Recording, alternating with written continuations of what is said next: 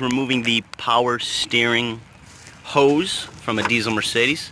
You're going to need a 17mm right there, and then you're going to follow this around, and it actually goes on the opposite side.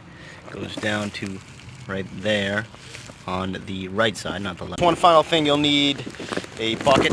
I got a smaller one so I can fit it under there. You're going to catch the old power steering fluid. Okay, so I got it off, and actually you'll need two 17mm because there's actually like a pre-bolt. I didn't have one, so I used vice grips. And yeah, it's leaking. And we're just going to pull it out. And still going to finish getting that one off.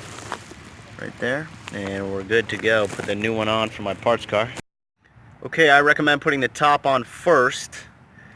And then put it on about 10 turns, 15 turns. Don't totally tighten it. And then we're going to put the bottom on next.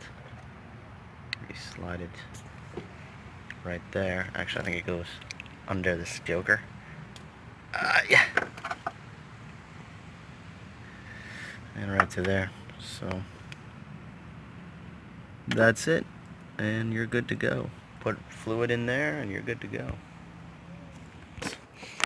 Runs off waste cooking oil, but that's a different story. If you want to know more about that, just check on the links below.